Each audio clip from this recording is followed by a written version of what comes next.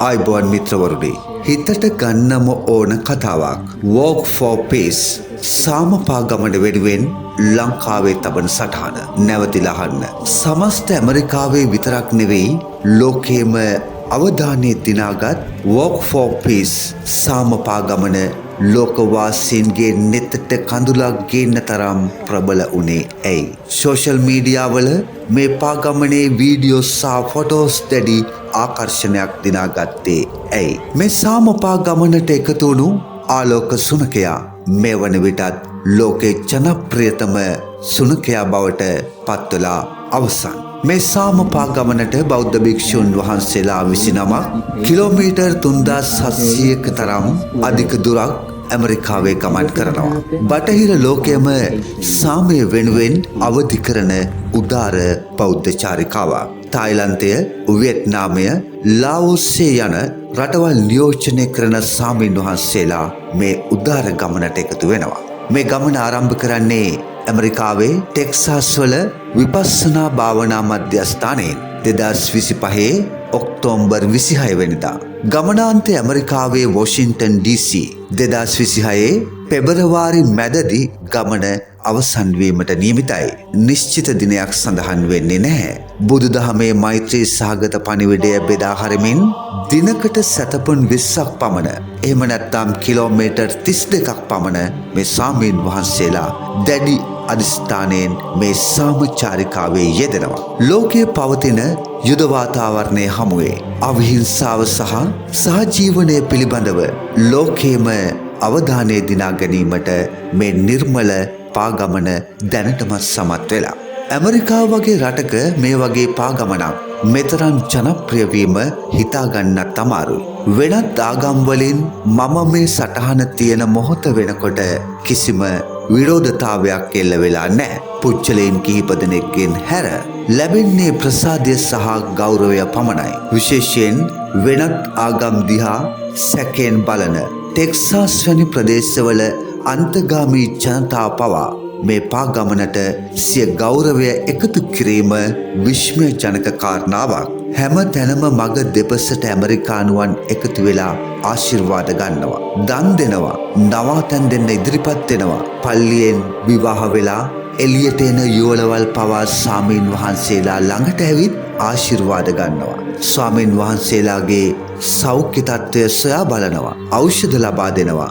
සෞඛ්‍ය තත්ත්වය පරීක්ෂා කරන්න වෛද්‍යවරුන් ස්වේච්ඡාවෙන් එකතු වෙනවා. කවදාවත් අත් දෙක එකතු කරලා වැඳපු නැති ඇමරිකානුවන් අත් දෙක එකතු කරලා සාදු කියනවා, දන නමස්කාර කරනවා.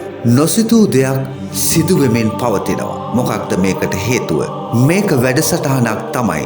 නමුත් අයිතිකරුවෙකු නැති උදාර වැඩසටහනක්. ප්‍රචාරය කරන්නෙක් නැහැ. එය සමාජයේ විසින්ම ප්‍රබලව નિરાයාසයෙන් සිද්ධ කරනවා. පරිත්‍යාග සඳහා ගිනුම් නැහැ. තියෙන්නේ අරමුණක් විතරයි. ඒ තමයි සාමය. බෞද්ධ භික්ෂුන් වහන්සේලා පයින් ගමන් කරනවා. ඉල්ලන්නේ අවම පහසුකම්. නවාතැන් ගන්නේ පන්සලක හෝ ටෙන්ට් එකක. පහසුකම් ප්‍රතික්ෂේප කරනවා. සාමපාගමන අතරතුර භික්ෂුවකගේ පාදයක් අහිමි වෙනවා. අවාසනාවන්ත සිදුවීමක්. ටෙක්සාස් වලදී ට්‍රක් රථයක් ආරක්ෂාව දුන් පොලිස් රථයක ගැටිලා ප්‍රාචාන් නම් භික්ෂුන් වහන්සේ අනතුරට ලක් වෙනවා. උන්වහන්සේගේ පාදයක් අහිමි වෙනවා. වම් පාදය කපන්න වුණා. මේ පිළිබඳව WSB TV සමග උන්වහන්සේ කළ සම්මුඛ සාකච්ඡාවේදී උන්වහන්සේ කිව්වේ පාදය අහිමිවීම සාමයේ පණිවිඩය ලොව පුරා පැතිරවීමට උපකාරී වේ නම් ආදරය, දයාව, සමගිය පතුරවා හැරීමට මගේ පාදය අහිමිවීම උපකාරී වෙනවා නම් පාදය අහිමිවීම ගැටලුවක් නැති බවයි. මෙන්න මේ සරල බව, පරාර්ථකාමීත්වය, කරුණාව වැනි උතුම් ලක්ෂණ නිසා තමයි ඇමරිකානුවන්ගේ ගෞරවය මේ සාමපා ගමනට නොඅඩුවම ලැබෙන්නේ. අද වෙනකොට බෞද්ධ භික්ෂූන්ට ඇමරිකාවේ තිබුණු ගෞරවය වැඩි වෙලා ක්‍රිස්තියානි භක්තිකයන් පවා බුදු දහමට ගරු කරනවා. දැඩි ලිබරල් ඇමරිකානුවන් බෞද්ධ දර්ශනය දැන් දකින්නේ පීස්ෆුල් රිලිජන් එකක් විදියට, සාමකාමී දහමක් විදියට. නමුත් එක් අවස්ථාවක ලෝක සාමය පතා පයින් වැඩම කරන මේ සාමීන් වහන්සේලාට එක්තරා ආගමික දේශකයෙකු ද්වේෂ සහගතව බාධා කරමින් අපහාස කරනවා. මේ මිනිසා වීදි දේශකයෙක්. ඇමරිකාවේ මෙවැනි පුච්චලයින් එක්ස්ට්‍රීම් ස්ට්‍රීට් ප්‍රීචර්ස්ලා විදියටයි හඳුන්වන්නේ. අන්තගාමී වීදි දේශකවරුන්. ඔවුන් කරන්නේ තමන්ගේ ආගමික මතය දැඩි ලෙස රළු ලෙස වෙනත් ආගමික ස්ථානවලට හෝ පොදු ස්ථානවලට ගිහිල්ලා ප්‍රකාශ කිරීම. කොහොමහරි මේ දේශකයා පරිභව කරද්දී බෞද්ධ සාමීන් වහන්සේ නමක් කරුණාවෙන් ඔහුට දේශනා කළේ මම ඔබටත් ආදරෙයි. මම ඔබට හදවතින්ම සුවපත් බව ප්‍රාර්ථනා කරනවා. ඔබ සතුටින් ඉන්න. ඔබ සාමයෙන් ඉන්න. එසේ දේශනා කරමින් සාමපා ගමන ඉදිරියට ගමන් කරනවා. සාමයේ පණිවිඩය වෙනුවෙන් අතිශය ප්‍රබල හඬක් ඇති උතුම් ක්‍රියාවක්.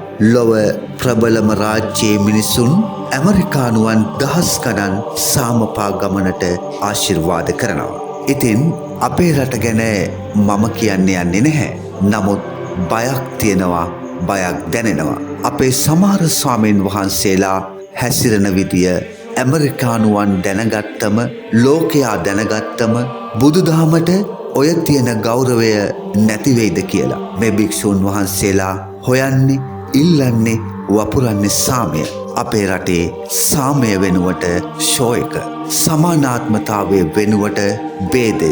ඉතින් බයක් දැනෙන එක සාධාරණයි නේද?